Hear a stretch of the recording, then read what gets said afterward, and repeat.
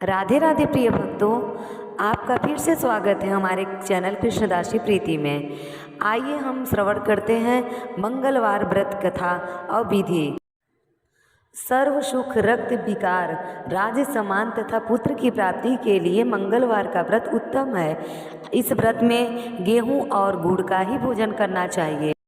भोजन दिन या रात में से एक ही बार ग्रहण करना चाहिए और व्रत 21 सप्ताह तक करें। मंगलवार के व्रत से मनुष्य समस्त दोष नष्ट हो जाते हैं। व्रत के पूजन के समय लाल पुष्पों को चढ़ाएं और लाल वस्त्र धारण करें। अंत में हनुमान जी की पूजा करनी चाहिए तथा मंगलवार की कथा सुननी चाहिए। मंगलवार व्रत कथा इस प्रकार है। एक ब्राह्मण दंपति की कोई संतान नहीं थी, जिसके कारण पति पत्नी दुखी थे। वह ब्राह्मण हनुमान जी की पूजा हेतु वन में चला गया। वह पूजा के समय महावीर जी से एक पुत्र की कामना प्रकट करता था। घर पर उसकी पत्नी मंगलवार का व्रत धारण करती थी, प्राप्ति के लिए किया करती थी संतान। मंगल के दिन व्रत के अंत भोजन बनाकर हनुमान जी को भोग लगाकर और स्वयं भोजन ग्रहण करती थी। एक बार कोई व्रत आ गया जिसके कारण ब्राह्मणी भोजन ना बना सकी, तब हनुमान जी का भोग भी नहीं लगा सकी। वह अपने मन में ऐसा प्रण करके सो गई कि अब अगले मंगलवार को हनुमान जी को भोग लगाकर अन्न ग्रहण करूंगी। वह भूखे प्यासी सो गई, दिन तक पड़ी रही। मंगलवार के दिन तो उसे मूर्छा आ गया और जब हनुमान जी उसकी लगन और निष्ठा को देखकर प्रसन्न हो गए, उन्होंने उसे दर्शन दिए और कहा कि मैं तुमसे अति प्रसन्न हूँ।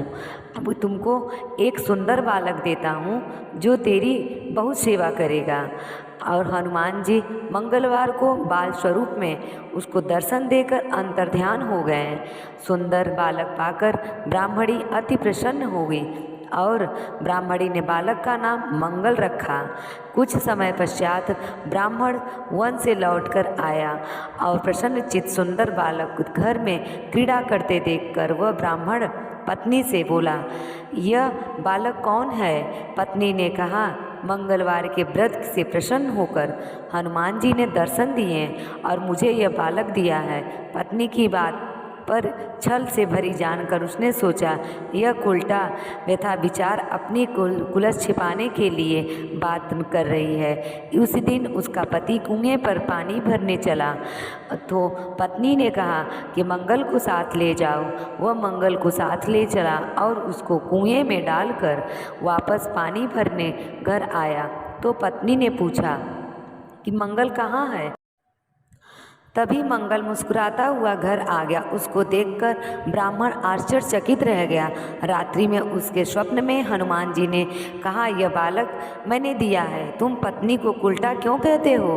पति यह जानकर हर्षित हुआ। फिर पत्नी पति दोनों व्रत करना शुरू कर दिए। आनंद जीवन आनंद पूर्वक व्यतीत करने लगे। मंगलवार व्रत कथा दूसरा। श्रावण मास के आखिरी मंगलवार को बुढ़वा मंगलवार व्रत कथा के नाम से जाना जाता है। मंगलवार बुढ़वा मंगलवार के व्रत के दिन ये कहानी जरूर सुने। बुढ़वा मंगलवार व्रत कथा महाभारत काल के अनुसार भीष्म बहुत ही शक्तिशाली और बलशाली है, युद्ध कौशल में निपुण थे। शक्तिशाली होने पर भीम एक बार अहंकार में भर गए। इस अहंकार को दूर करने के लिए बजरंगबली हनुमान जी ने एक लीला रची। जब भीम को सच्चाई पता चली तब उन्हें अपनी गलती का एहसास हुआ और हनुमान जी से उन्होंने क्षमा मांगी। इसके बाद हनुमान जी ने प्रसन्न होकर भीम को अपना विराट रूप दिखाया। कथा के अनुसार पांडव जब वनवास भोग रहे थे तो पांचों पांडव को अज्ञातवास में रहना पड़ा। इस दौरान पांडव को वेश बदल कर भी रहना पड़ा। द्रौपदी पांडव के साथ थी। द्रौपदी एक आश्रम में रहकर समय बिताने लगी। एक दिन जब वे आश्रम में बैठी हुई थी तो एक पुष्प उड़कर उनके पास आ गया। पुष्प की सुगंध द्रौपदी को बहुत पसंद आ गई। तब उन्होंने भीम को बुलाकर उस पुष्प को लाने के लिए कहा। द्रौपदी की इच्छा को पूरा करने के लिए भीम पुष्प की खोज में निकल पड़े। पुष्प की सुगंध जिस दिशा से आ रही थी भीम उसी दिशा की ओर चलने लगे। उस सुगंधित पुष्प को खोजते खोजते भीम एक वन में जा पहुँचे।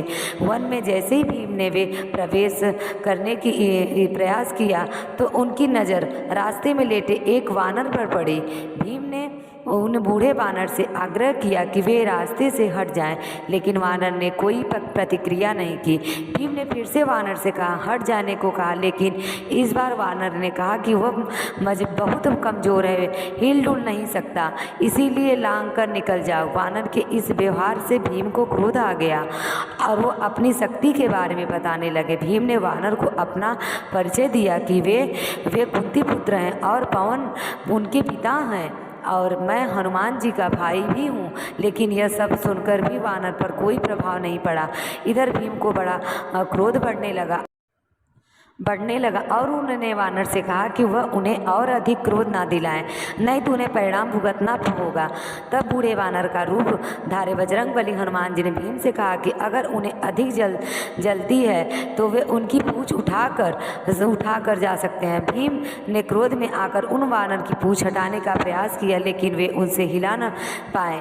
तब भीम को आभास हुआ कि कोई साधारण वानर नहीं है और फिर भीम हाथ जोड़कर उनके सामने खड़े हो गए और वानर से उनका परिचय पूछा। तब उस वानर ने भीम को बताया कि वह कोई और नहीं बल्कि स्वयं हनुमान है। भीम हनुमान जी के सामने देखकर चकित रह गए और हाथ जोड़कर खड़े हो गए। तब हनुमान जी ने भीम को बताया कि आगे विशेष वन है, यह रास्ता देवताओं का है और यह मनुष्य के लिए सुरक्षित नहीं है, इसीलिए उन्हें तुम्हारी रक्षा के लिए आना पड़ा। भीम को हनुमान जी ने उस पुष्प के बारे में बताया, वहाँ से वह पुष्प ले जाकर सकते थे। पुष्प लेने के बाद हनुमान जी ने भीम से कहा कि अब तुम यहाँ से जा सकते हो। तो हनुमान जी ने आज्ञा लेने से अपनी एक इच्छा भी रखी। भीम ने हनुमान जी को अपना विराट रूप दिखाने की इच्छा प्रकट की। तब भीम को कहने पर हनुमान जी ने विराट रूप धारण किया और उस विराट स्वरूप को देखने के बाद भीम ने हनुमान जी का आशीर्वाद लिया। हनुमान जी ने भीम को गले से लगाया।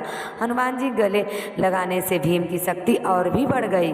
भीम ने हनुमान जी से आग्रह किया कि वह गौरवों के साथ होने का युद्ध में पांडवों के साथ दे, जिस पर हनुमान जी ने कहा कि जिस युग में से मैं हूँ वह युग तुम्हारा दूसरा था, उसमें मैंने श्री राम के लिए कई युद्ध किए थे, अब यह दूसरा युग है, यहाँ मेरा युद्ध करना सही नहीं है, इसीलिए मैं युद्ध में सम्मिलित नहीं हो सकूँगा, किंतु युद्ध में पांचों पांडवों के रथ की ध्वजा पर मेरा वास होगा। इस प्रकार हनुमान जी ने महाभारत युद्ध में हमेशा श्री कृष्ण अर्जुन के रथ पे ध्वजा पर विराजित रहे और अर्जुन पांडवों के रथ की रक्षा करते रहे।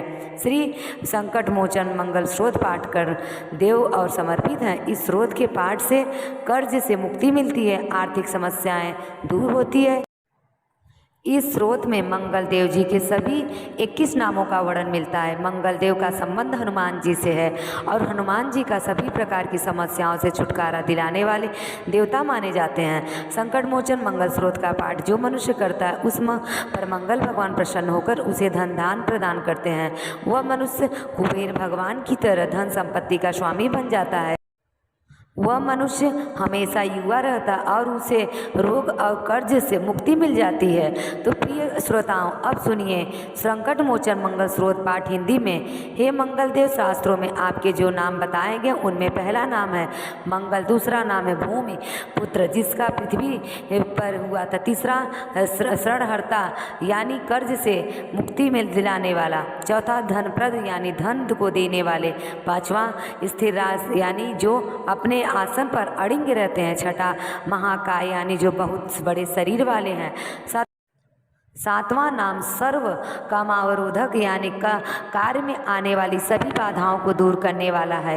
ये मंगल देव, आपके नामों में आठवां नाम लोहित, नवा लोहितांग, दसवां साम का नाम यानी कृपा करने वाले जिसका अर्थ सामग ब्राह्मणों के ऊपर अपनी कृपा दृष्टि रखने वाले, 11वां धर्मत्व यानी पृथ्वी के गर्भ से उत्पन्न होने वाला, 12वां कुंज, 13वां भौम और 14वां भूत यानी ऐश्वर्य को देने वाला, 15वां भूमि नंदन यानी पृथ्वी को आनंद देने वाला।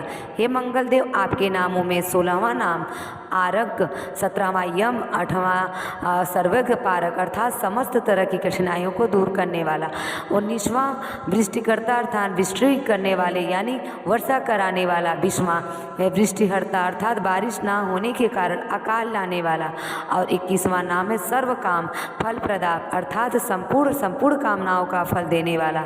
हे मंगलदेव, जो मनुष्य आपके इन 21 नामों का वचन सच्चे मन से विश्वास से करता है उस मनुष्य के ऊपर कभी ऋण यानी कर्ज नहीं होता और वह यथार्थ धन की प्राप्ति करता है। हे मंगलदेव, आपकी उत्पत्ति पृथ्वी के गर्भ से हुई है।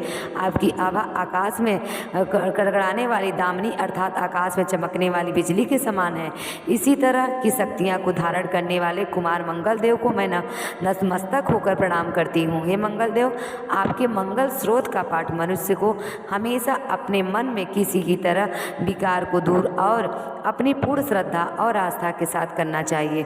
जो भी इस मंगल स्रोत का पाठ करता है और दूसरों को सुनाता है उसके सभी कष्ट दूर हो जाते हैं। और ये अहंकार अर्थात अग्नि की ज्वाला से जलने वाले महाभाग अर्थात पूजनीय ऐश्वर्यशाली भक्तों के प्रति वात्सल्य यानी प्रेम करने वाले आपको हम नतमस्तक होकर प्रणाम करते हैं। आप हमारे ऊपर किसी दूसरे से लिया हुआ उधार को पूर्ण करवा दीजिए, हमेशा के लिए दूर कर दीजिए। हे मंगलदेव, मेरे ऊपर किसी दूसरे का कोई बकाया हो तो उसे समाप्त कर दीजिए, किसी भी तरह भी व्याधि हो तो उसे दूर कर दीजिए। हे मंगलदेव, मेरी गरीबी को दूर कर अकाल मृत्यु के भय को दूर कीजिए। मुझे किसी भी तरह का डर क्लेश या मन में दुख हो तो हमेशा के लिए दूर कर दीजिए। और बहुत ही कठिन है, आपको मुश्किल से प्रसन्न वाले भगवान मंगलदेव हैं। आप किसी पर अपनी कृपा की बारिश करते हैं तो किसी समस्त प्रकार के सुख समृद्धि प्रदान करते हैं। जब आप किसी पर नाराज होते हैं तो सार्वभौम सत्ता को भी तहस नहस कर डालते हैं। हे महाराज, आप जब भी किसी से नाराज होते हैं तो अपनी अनुकंपा दृष्टि से उसे हीन कर देते हैं। आप अप्रसन्न होने पर ब्रह्मा जी, इंद्रदेव और विष्णु जी के भी सामान्य संपत्ति को भी नष्ट कर सकते हैं। फिर भी मेरे जैसे साधारण मनुष्य की तो बात ही क्या है। प्रभु, आप सबसे शक्तिशाली और सबसे बड़े राजा हैं। हे भगवान, मैं आपकी प्रार्थना करती हूँ कि आप मुझे संतान के रूप में पुत्र प्रदान करें। मैं आपके द्वारा पर आई हूँ, आप मेरी मनोकामना को पूर्ण करें। मेरे ऊपर किसी भी तरह से किसी दूसरे से उधार लिया हुआ धन ना रहे, मुझे किसी दूसरों के आगे हाथ न फैलाना पड़े। मेरी गरीबी को दूर कीजिए और मेरे सभी कष्ट को क्लेश को नाश कीजिए। जो मेरे शत्रु बन चुके हैं उनके डर से मुझे आप मुक्त कराइए। जो भी मनुष्य इन 12 श्लोकों वाले ऋण मोचन मंगल स्रोत से मंगल देव की वंदन करता है उस मनुष्य पर मंगल भगवान प्रसन्न होकर उसे धन ध्यान प्रदान करते हैं। वह मनुष्य कुबेर भगवान की तरह धन संपत्ति का स्वामी बन जाता है। वह मनुष्य हमेशा युवा रहता है। श्री संकट मोचन हनुमान स्रोत के उच्चारण मात्र से मनुष्य को किसी भी तरह से कर्ज से मुक्ति मिल जाती है। अगर कोई मनुष्य अपने जीवन काल में अपनी आवश्यकताओं की अपनी कामनाओं की पूर्ति के लिए किसी दूसरे मनुष्य से कर्ज लिया होता है तो और किसी कारणवश कर्ज चुका नहीं पाने का समर्थ हो पाता है तो उसे ऋण मोचन मंगल स्रोत का पाठ करना चाहिए। और कर्ज में डूबे हुए मनुष्य का ऋण मोचन मंगल स्रोत का पाठ श्रद्धा और विश्वास के साथ करना चाहिए, उसे कर्ज से मुक्ति मिल जाती है। ऋण मोचन मंगल स्रोत पाठ समाप्त। सभी मिलकर प्रेम से बोलिए मंगल देव की जय, हनुमान जी महाराज की जय। कथा समाप्त होती है। अगर कथा हमारी अच्छी लगी हो तो प्लीज़ मेरे चैनल को सब्सक्राइब करें और कमेंट में जय श्री राम लिखना ना भूलें। राधे राधे।